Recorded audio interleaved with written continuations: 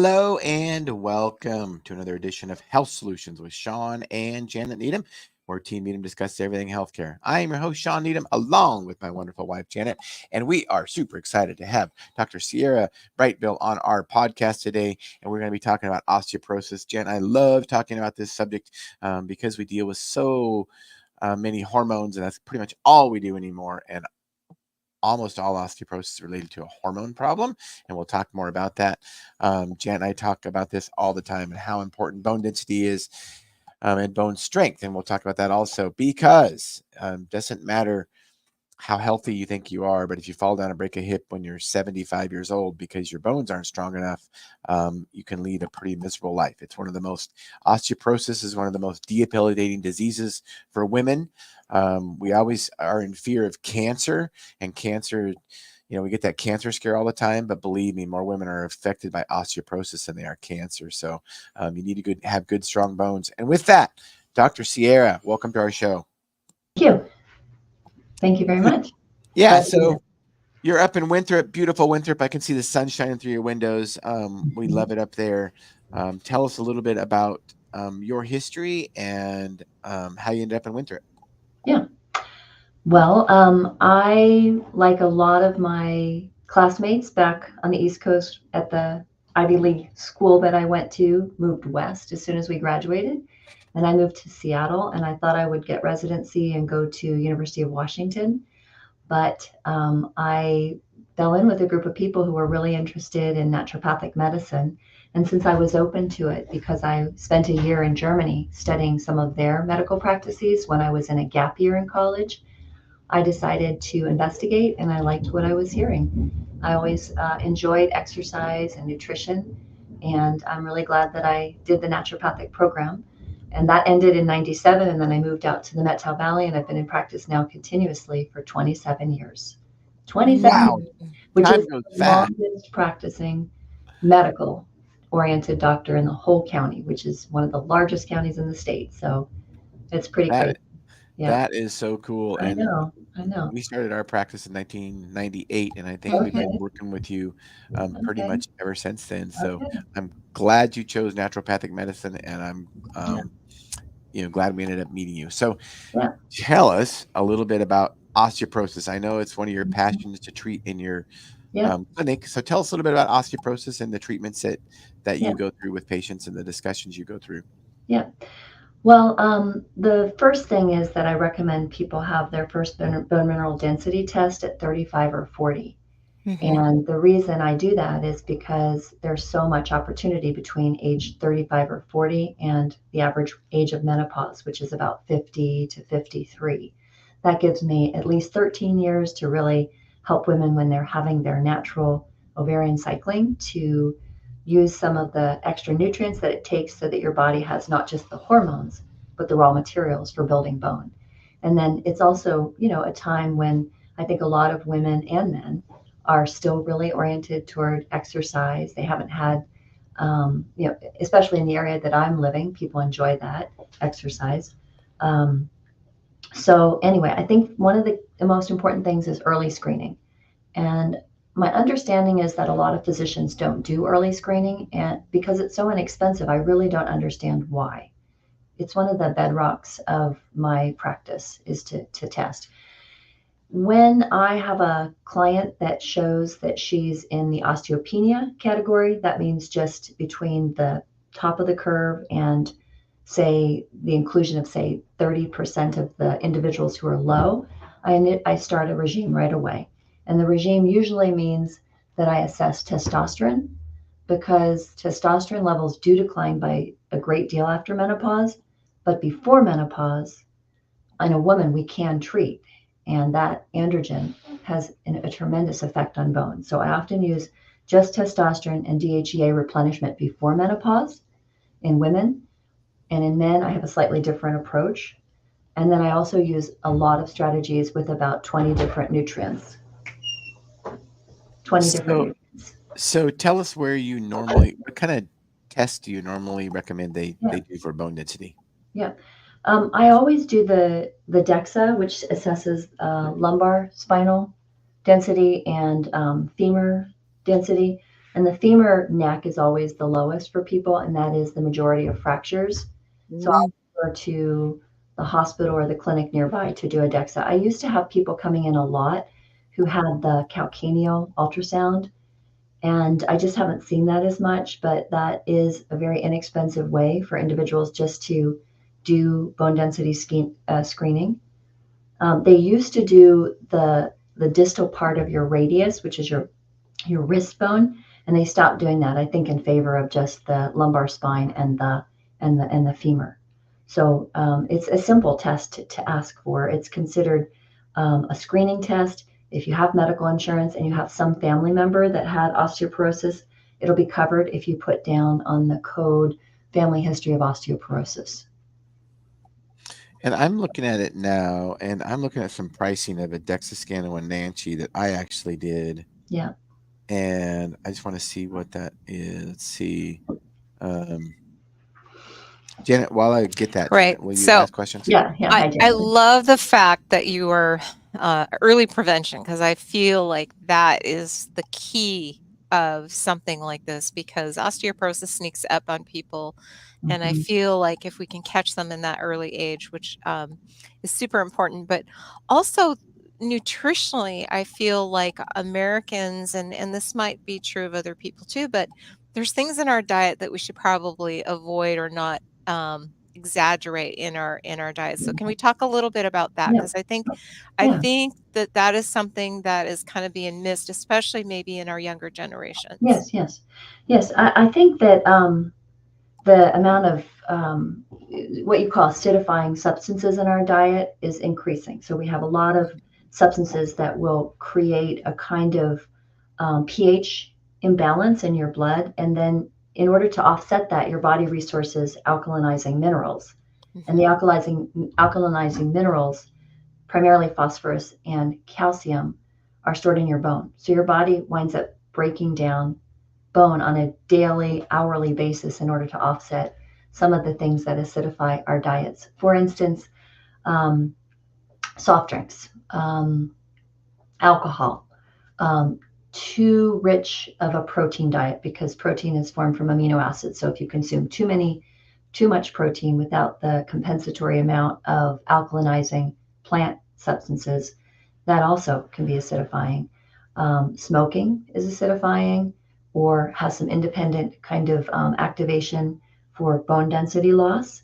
Um, I believe, when you look at, just for instance, in the pool of people that I'm seeing continually, I have to encourage people to try to get at least 5 servings of fruits and vegetables a day, much less the 9 that are recommended.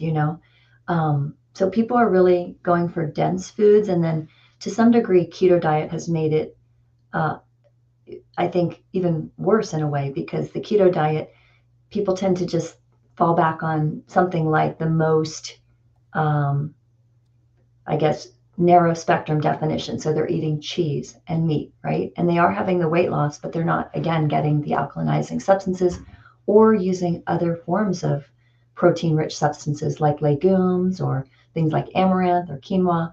So there is no way to really discuss osteoporosis without thinking about diet.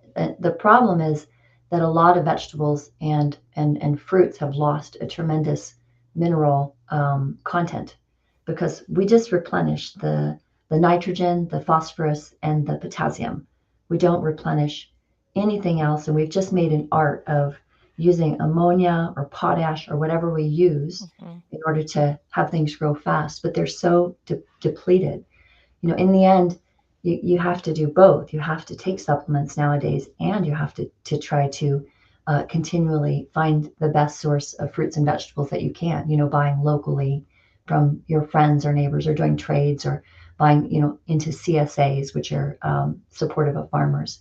I think that's the only high quality produce that you can really depend on that will have a higher mineral content. Yeah. Yeah, Yeah. it's interesting you bring that up because it's so true. And living where you live, it's really easy to Yeah. see this Yeah. because all the rivers around you. But it used to be that a lot of the minerals from the ground, not a lot, most of the minerals from Mhm. the ground would come from the rivers flooding every year.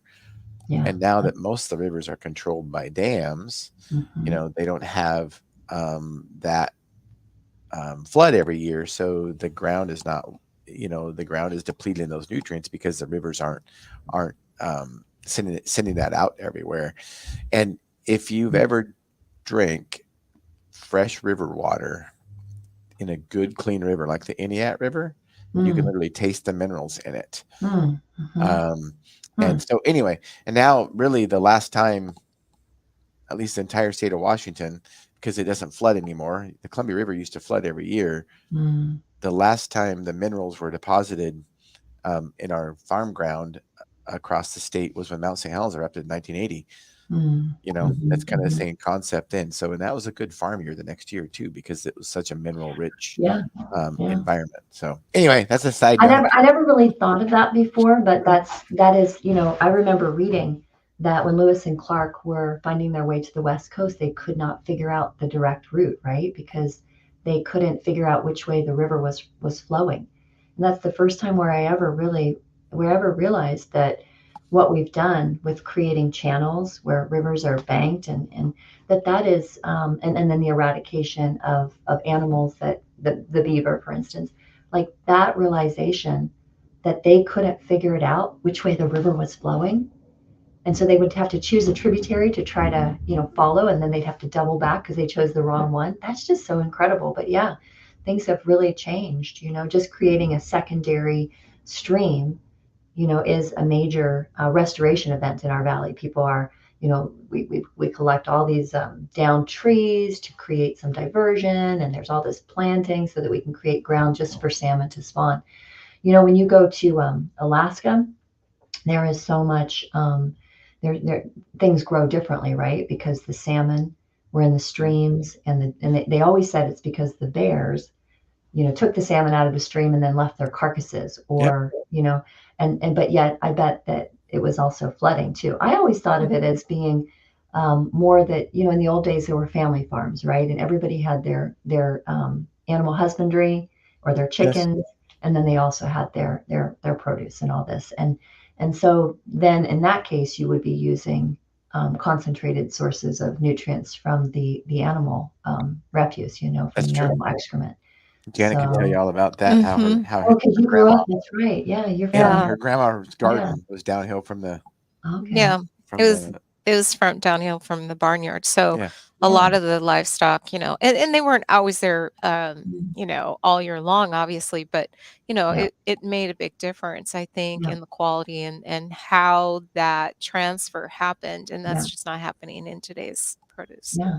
Do you think that your grandmother chose putting the farm or the garden below things for a very there was an art to everything they did. Yes. And, because for one thing, it's a natural process, like when it rains or the snow, and it's going to leach down through the soil, filter through. So yes, I think a lot of that was taught and learned. Yeah. Beautiful. Yeah. So I looked up, because I had a DEXA scan recently for my bone density and lean body mass. And I looked up what the price is, and it was $150. So very, very affordable. Even if your insurance doesn't cover it, very, very well worth it. Do it early, like a lot of testing. Get good baseline in your 30s, so you know what your bone density is in. And you can start to do something about it then, before it's too late. And you go ahead. Well, before off air, before the podcast started, we were talking about there's a difference. You tell your patients between bone strength and bone density. So bone density is kind of a limited test. It tells us density, but it doesn't necessarily tell us strength. Explain that. Sure. So bones have elastin in them, and they have collagen, and the collagen and the elastin are part of the ground substance of bone. And that ground substance, which is, collagen, elastin, binds to minerals, and it binds to many different minerals: zinc and copper and manganese and phosphorus and calcium and magnesium, and strontium, and even nickel to a certain extent. Like, we have a lot of different minerals in our bone, even though they're primarily calcium and phosphorus. But you can imagine the word elastin means elastic. So bones have elasticity, and not to mention, so when you measure density, you're simply measuring how many the equivalent of how much mass per volume, right? But strength has to encompass flexibility or Right. elasticity as well.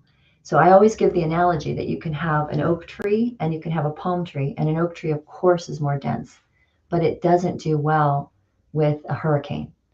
Right. However, a palm tree Yeah. twists and can bend and retain its form after the hurricane's passed, right? So I have clients who will say to me, I'm really athletic.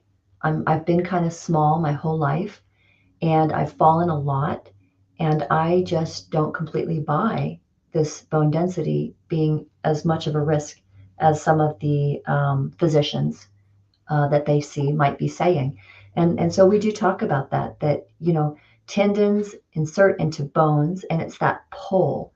It's not just the pounding, but it's the pulling of a tendon on a bone from all, if you ever look at like all the different muscles in the body and how they attach to, for instance, just the femur.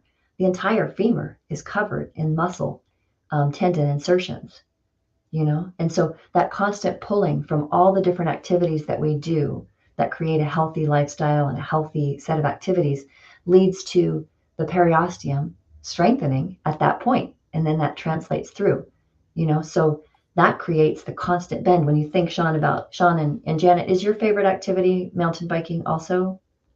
Is I prefer biking over the mountain part of Okay, it, but cross good. country would be better than. But Okay, yes, I do it, but yeah. I will tell you, I don't jump the gaps and down Oh, off okay, of stuff. No, okay, I'll go around. I'll let him do that. okay. All right. So, But You biking is still your mountain bike. primary. yeah, Is but biking both of your primary kind of like enthusiastic things you do, or are you? Yes. yeah, Okay, I good. believe Okay, so. Yes.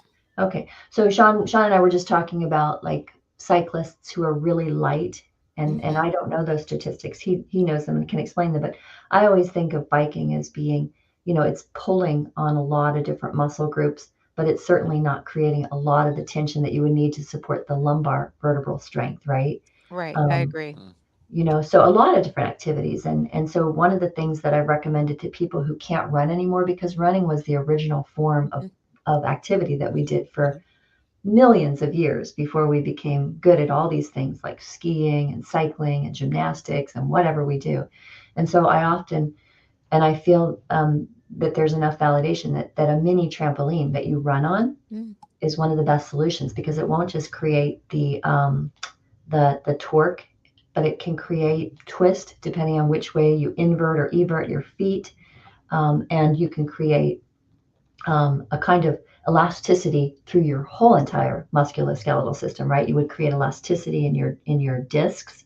You would create elasticity in the cartilage end, right? The chondrocytes. Your Mhm.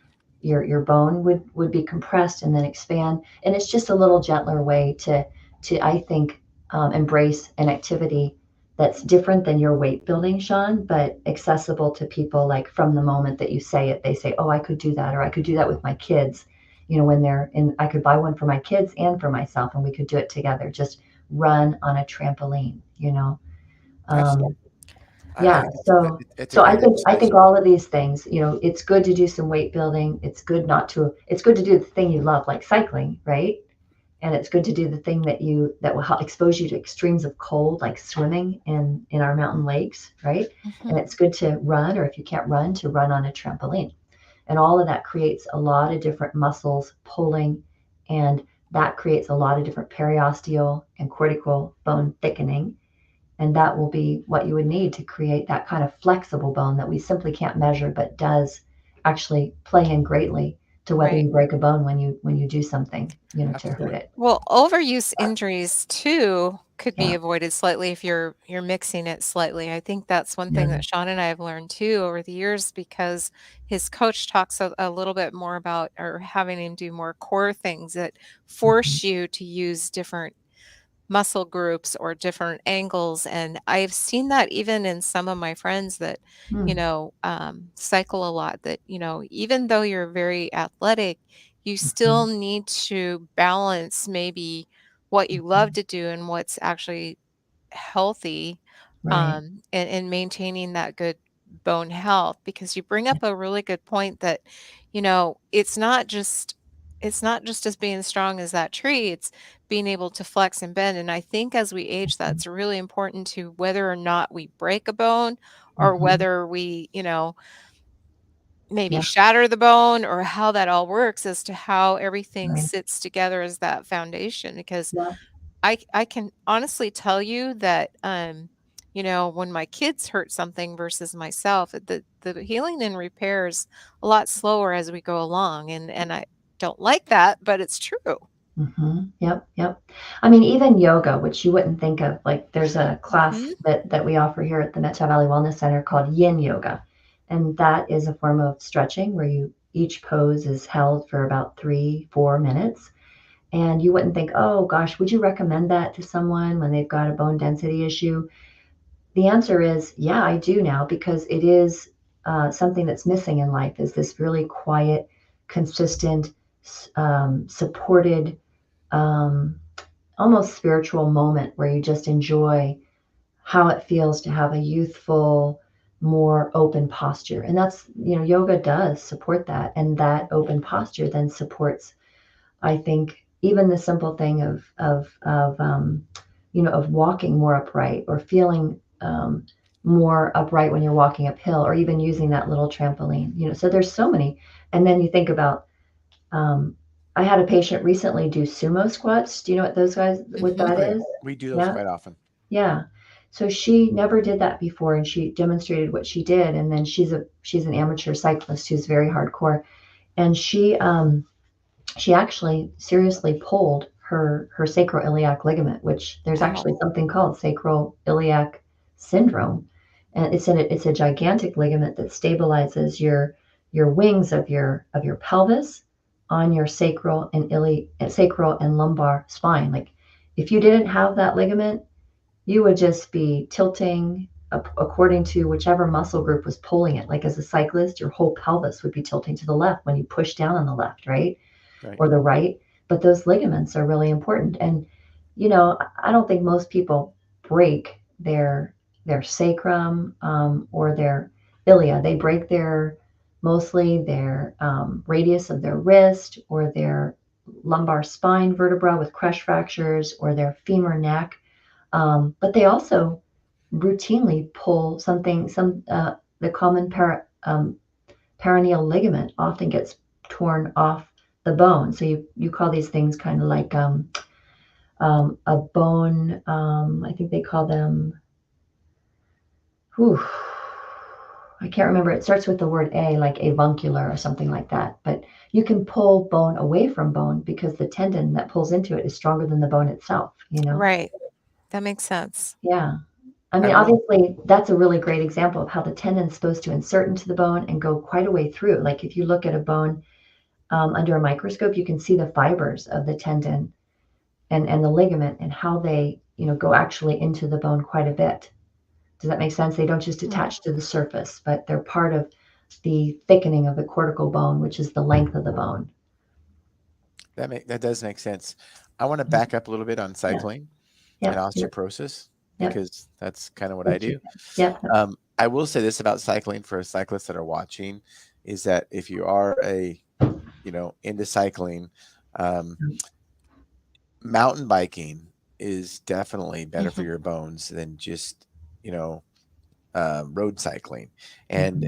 because if you're going over rocks Mhm. and jumps and bumps, you're getting compressions of your spine, you're getting compressions from your Mm-hmm. wrist and your arm. So it's a mountain biking can be, especially if you go Mm-hmm. intense at high speeds over big objects, it's an intense full body workout.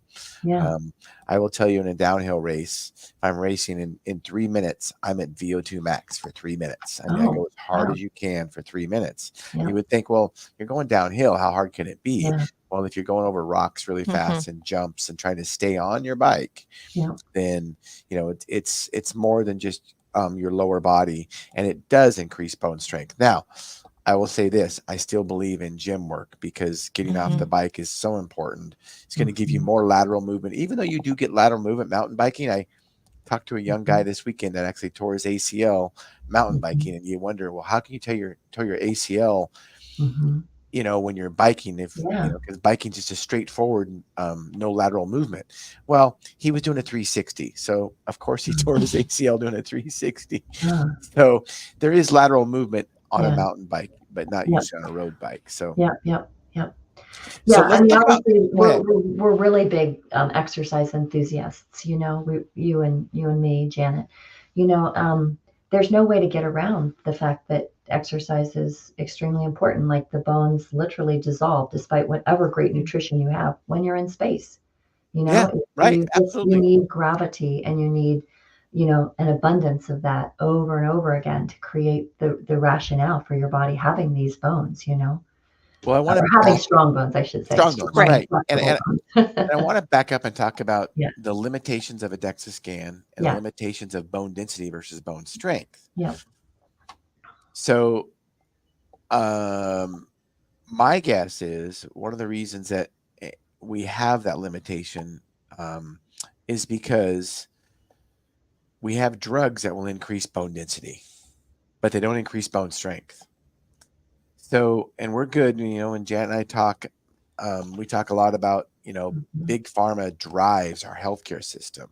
mhm, So whether it be with glucose levels or whether it be with blood pressure levels or whether it be with mhm, cholesterol levels, we mhm. could do podcasts on all three of those subjects. Right.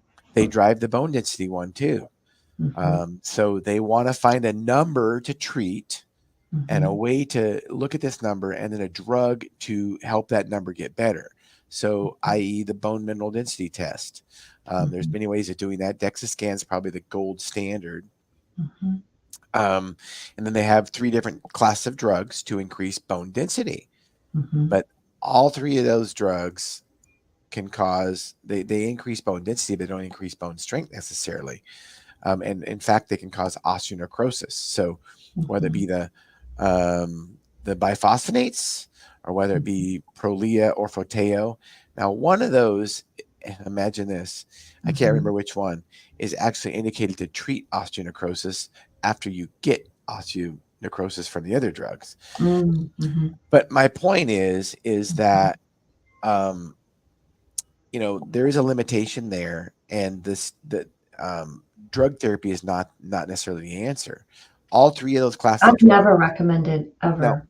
I I mean, never would I've either. had patients even at like, I believe me, it gets worrisome when you have a patient who doesn't want to do pharmacologic therapy and they actually did have a fracture and their density is in the lowest 1% quartile and they're a frail, sort of tall 65-year-old woman. It really does. And I don't stand between them and their decision to do that. But the drugs that are used are, if you look at, for instance, parathyroid hormone analog. So I don't even memorize the name of the drug anymore because there's a name brand drug and then there's the chemical name of the drug. And my understanding is that a lot of main name brand drug companies actually don't really want the liability of maintaining that their patent on something when there are starting to be litigious incidences of things like we're talking about, like problems with your jawbone or Mhm. Right. vacuole. So let's just look at one drug form, right? Like the bisphosphonates. They bind to different places on your collagen and your elastin and your bone, and they create a disruption in osteoclastic activity. And osteoclasts are the bone cells that help to resorb bone. And that might sound bad, like let's block that. But the nature of strengthening bone is that you have a reabsorption of the bone from the places where it's not useful and a laying down of new bone where it is useful. So dynamically, your bone is constantly being Mhm. remodeled. I think most people think of bone as being like that deer femur that you found in your field, or that and they just don't think of bone as being the living tissue that it is. Right. It's a Um, dynamic tissue. yeah, And, you can't and you can't just block, and that's how all the hormones. So all of the drug approaches block osteoclastic activity. They block the resorption of bone. They don't increase bone they being don't, laid down. right. They They don't they build new bone. just Yeah, like if you take the parathyroid hormone, I had a patient who was on that, and yeah, it impressively increased her bone density by 15% in 2 years. However, she developed kidney stones Okay. because parathyroid just, Right. in its natural form, it increases. I know this sounds really strange, but it increases calcium absorption in your intestines, but it also increases calcium absorption in your bone. Does that make sense? So then your Mhm. Yeah. kidneys have to process more bone. Right. I mean, the fact that it works as well as it does surprises me, but you don't see many people put on that because there are problems with it, and it is quite expensive. Right. Um, Well, and let's remember that all three classes of the bone density drugs we're talking about, yep. all three of them are indicated for post-menopausal women.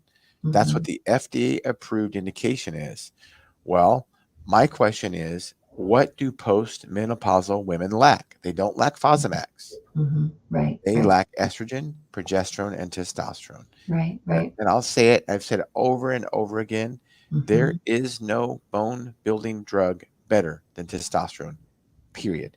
It's an The anabolic interesting thing, hormone. Shawn, as I was, doing a little reading and estrogen is just as important in men as testosterone is. Absolutely. And what's a And good then way to get estrogen in men?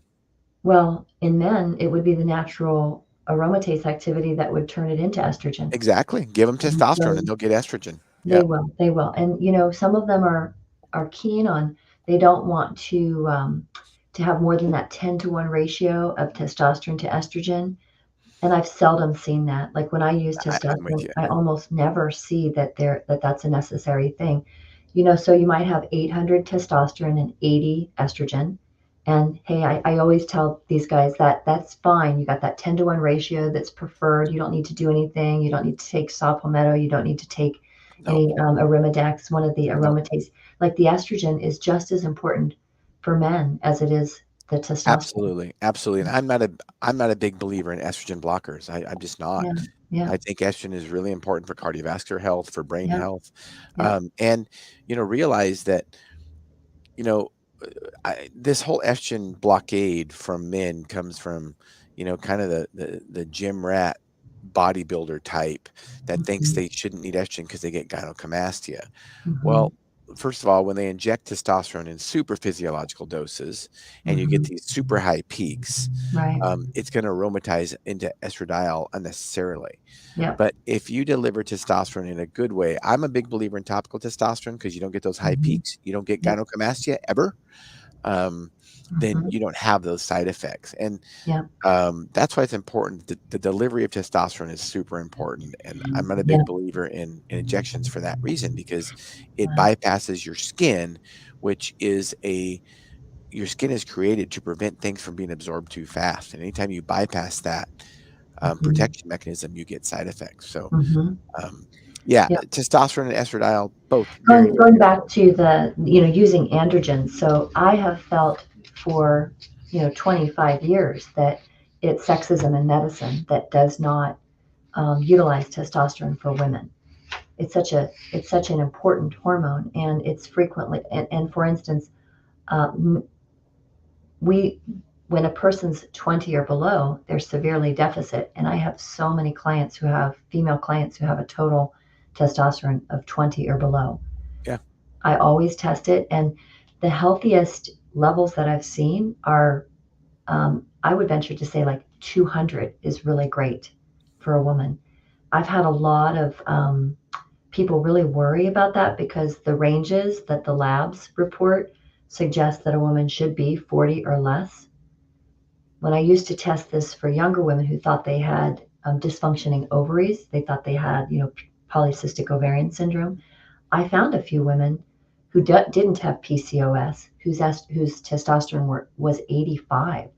And I thought, well, that's a good range. And since we're using hormone replacement therapy to try to roll back the clock, I want women to be at a minimum of 85.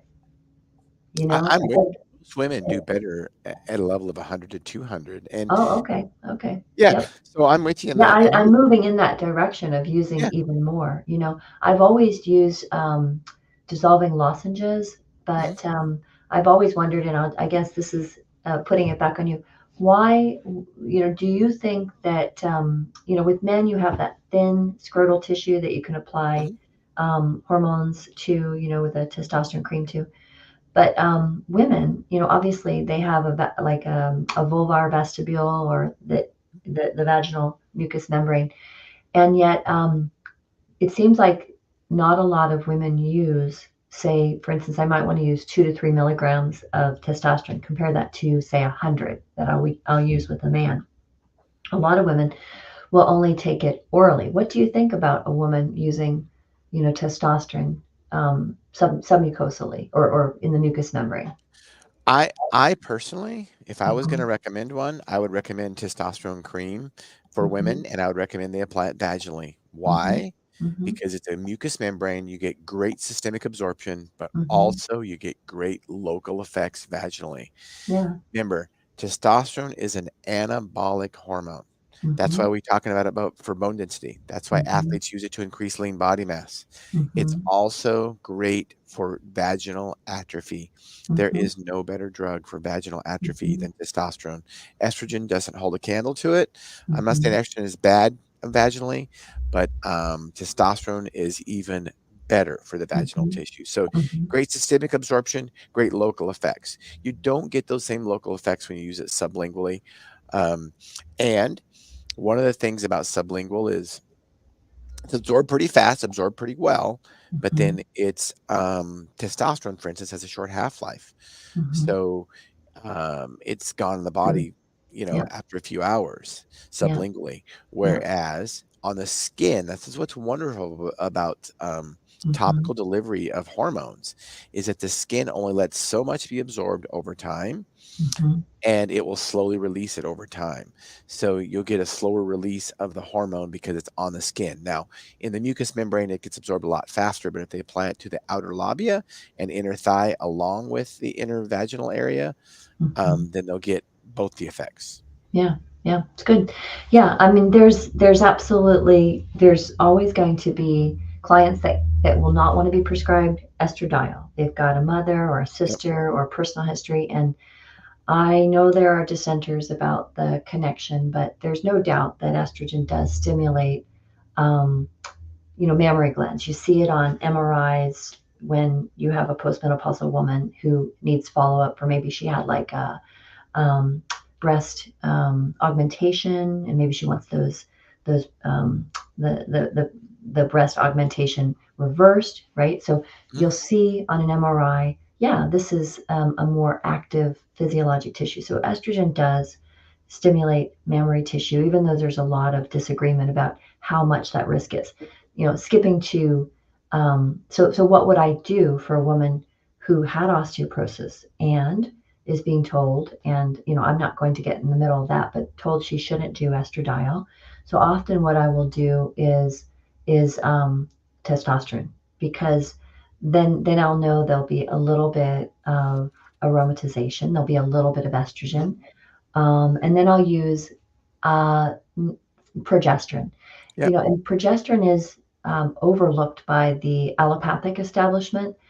There's the only, I think, um, sort of acknowledged usage is to prevent uterine proliferation Yeah. due to using That's true. estrogen, and there's no appreciation at all for the natural form of progesterone. It's simply norgestrel, or levonorgestrel, or Provera, right? So Yeah, there's which just are these two. totally different than progesterone.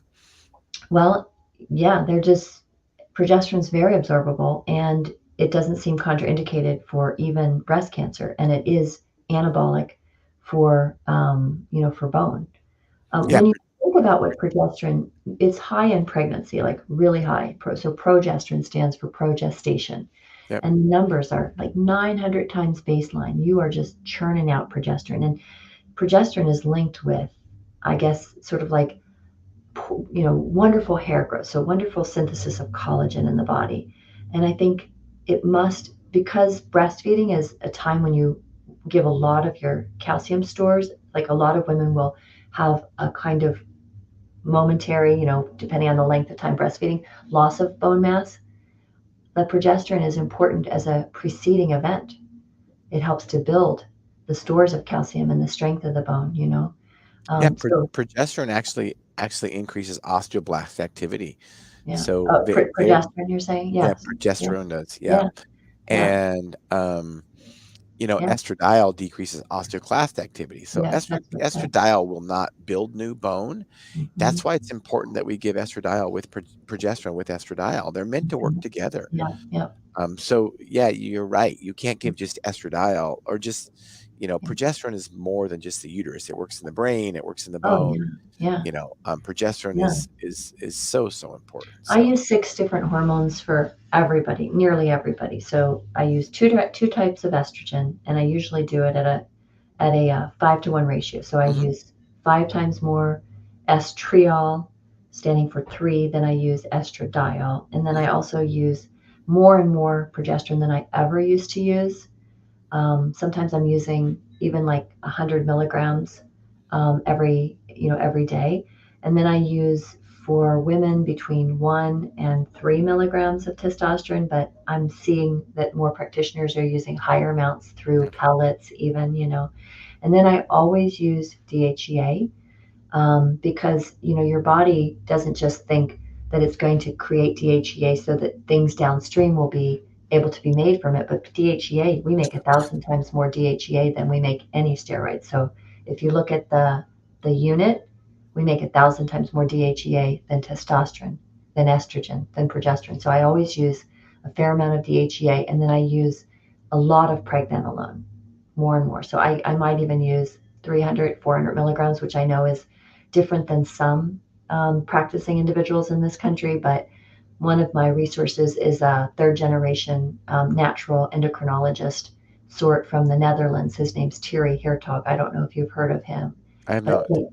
he's written some stuff that I've read um, over the last 2 decades, and he's a very big proponent of pregnenolone. I think there's an LA Israeli physician who's super interested in pregnenolone. Pregnenolone's a natural progenitor to all the steroids, and it used to be used instead of prednisone before we discovered prednisone.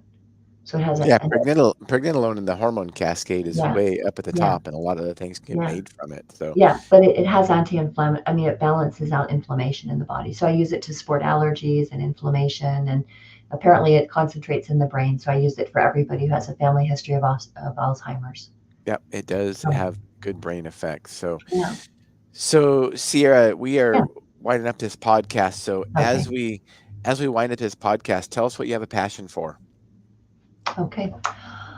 Well, I think that life has become too expensive, and if you can find a way to prevent the things that wind up sapping our mental and our financial strength as we get older, it would be to be healthy enough to actually do the things that we're talking about to get the early bone density, to really think preventatively about health. That's the time to make the shifts in your diet, your lifestyle, your nutrition, your supplementation, your regime as you get older and you lose natural hormones, and your exercise.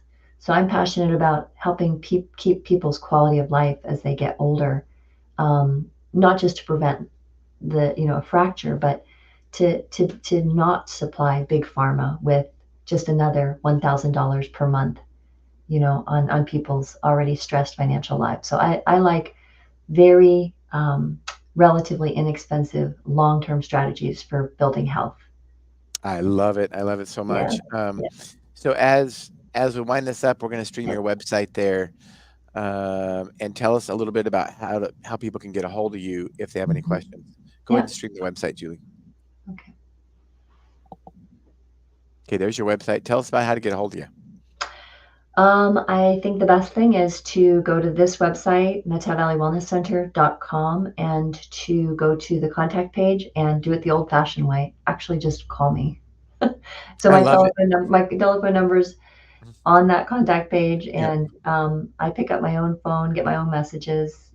I like it that way, and I can do telehealth or in person anywhere in Washington. I love it. I love it. So you've helped us realize our goal today, which is to educate and empower individuals to take charge of their own health. I so appreciate you for being on today. All right, thank you, Shawn. All Have right. a Thank you lovely so day. much. Thank you, Mhm. Janet. Bye bye. And listeners and viewers, tune in a few minutes because we're going to have Bryce Eddy on our podcast to talk about how to liberate yourself from government health care. So it goes right along with what Dr. Sierra and I have been talking about. So thank you for tuning in to Health Solutions with Shawn and Janet Needham. Thank you. Okay. Bye-bye. Bye-bye.